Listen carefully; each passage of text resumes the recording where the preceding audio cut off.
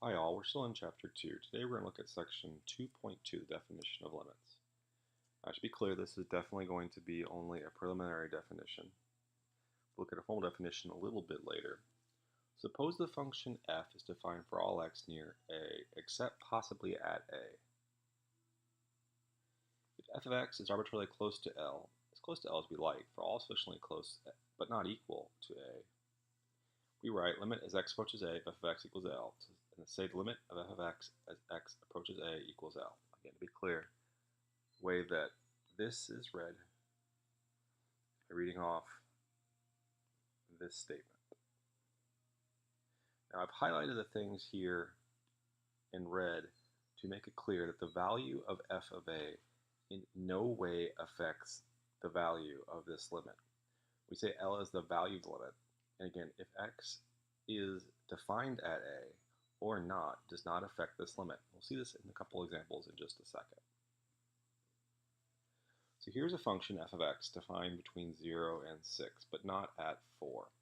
Again, there is no value for f of x near 4, and there appears to be some weirdness going on at x equals 3 here, y equals 4. We're going to look at this limit at 3 different points, at x equals 1, x equals 2, and x equals 3. The first point is pretty simple. As x approaches 1, so if we first look at these red arrows on the bottom. If I walk in from this side or from this side, up on the graph, first if I walk in this way, the blue graph walks in this way, which means the y values are going up this way. Again, on the x-axis, I see this. I can then kind of take that thing and push it up to the graph here and see how the graph is moving toward this point being on the y-axis at 2. So on this side, as x gets closer and closer to 1, the y gets closer and closer to 2, or seen simply the blue arrow is going here. On the other side, I see this arrow and this arrow indicated by this arrow as well. So if I walk the graph from the right side into the point, I'm also approaching this point right here, which again is the ordered pair of 1, 2. Because of that, we would write the limit as x approaches 1 of f of x equals 2. Moving on to the next example. Here we have the same structure, looking now at the limit as x approaches 2 of f of x. We again look what happens when x goes to 2 from this side. This time the graph is going up the graph here, going at this hole in the graph right there. So the y's are going up toward 3. From the right side of 2, the graph is coming down toward that hole. The y values are coming down toward 3. Notice that f of 2 is defined to be 5 explicitly, but this value has no implication on what the limit is. We simply look at where the graph is going as I walk toward the value x equals 2. Either from this side or this side, the values approach the value, 3.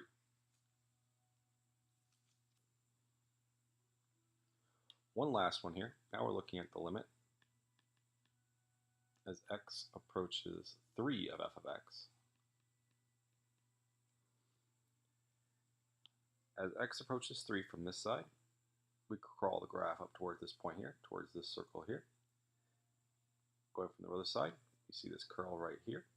So regardless which side I'm going to, I'm going either towards 4 from the bottom or from the top, but I'm approaching this open circle here. The y values are approaching 4. Now notice that f of 3 is not even defined.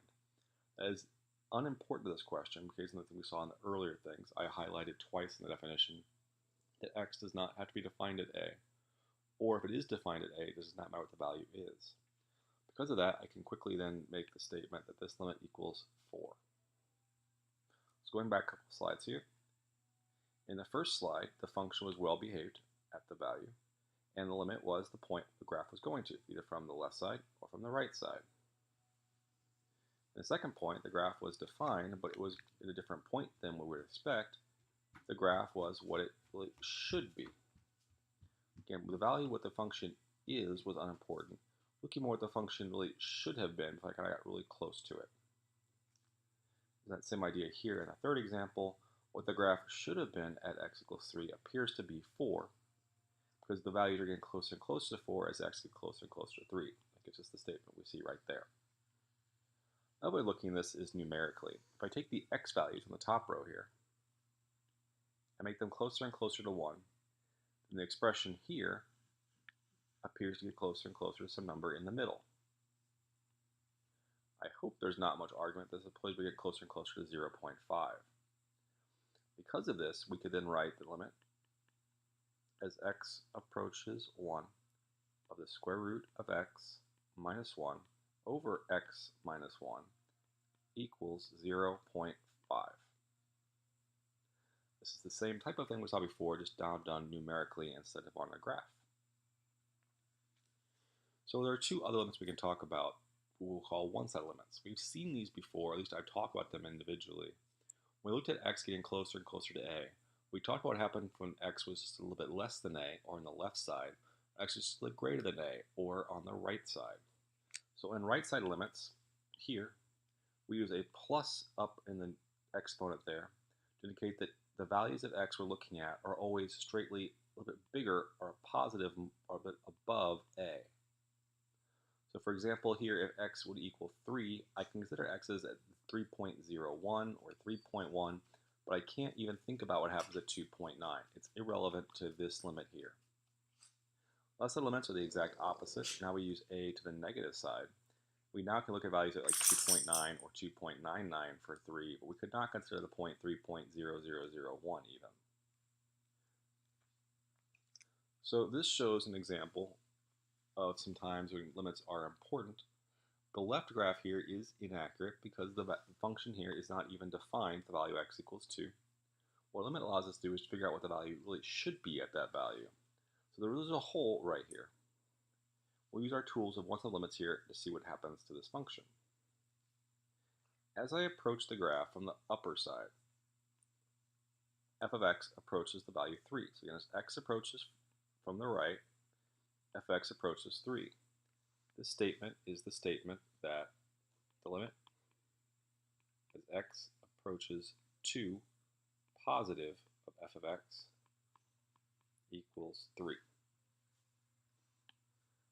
From the other side, as x approaches from the left, the y values still approach 3.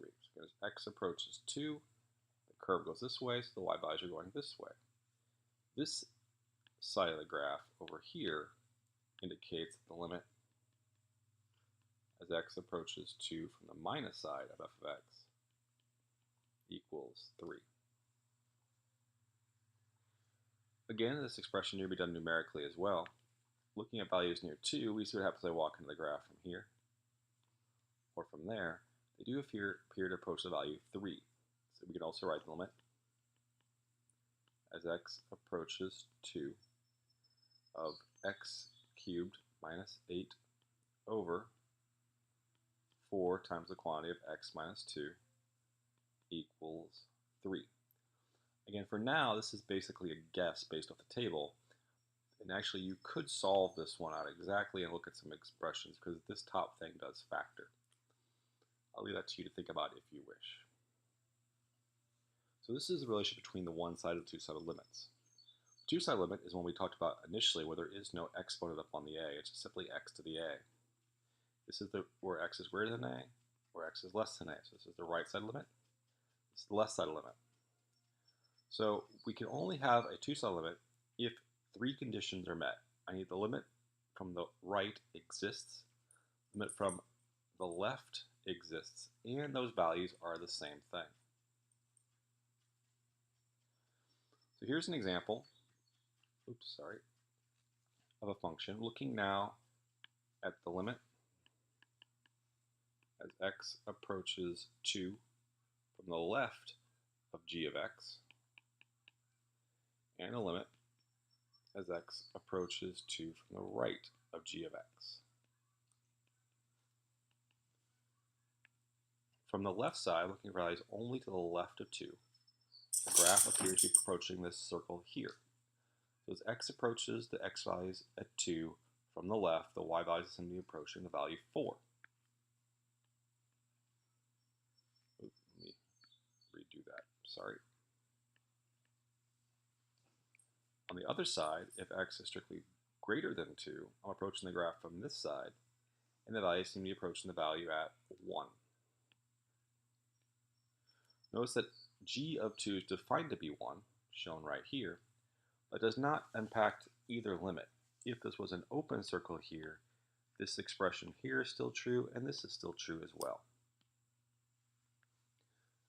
Because of this, we get some implications.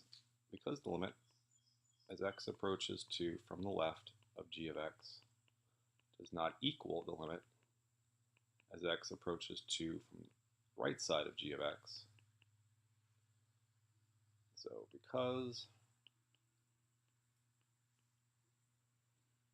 we know that the limit as x approaches 2 with no notation here of g of x does not exist. And we'll probably see this more often. D and E means does not exist. The idea is pretty simple here. As x gets closer to 2, the y value is approaching 2 different things. So we can't say what it's approaching, because it's really approaching 2 different things. This is a quick example to show you have to be careful with certain limits. If you only zoom in far enough, or only look certainly close, in this example, looking at the function cosine of 1 over x. If I take these x values here, the top 3 things, and maybe even the fourth one a little bit, as x is getting closer and closer to 0 here, these values seem to be approaching something like -1. If I get closer and closer still, the values don't seem to have the same flavor. Looking at a graph, we see a very weird graph. If I take the x values and walk in from the right-hand side, the graph is going up and down, and actually going up and down many, many times, in fact an infinite number of times before I get to the y-axis. This limit doesn't exist either from the left side or the right side, nor does the full limit exist in this question as well. We'll see more examples of this type of function a little bit later, but to be clear, what we have here is the limit as x approaches 0 from the right of cosine of 1 over x does not exist. Some people put an equal sign here, some people do not. Grammatically, I think it does not need to be there, but if you put it in there, I would not take any points off. Great, thank you guys.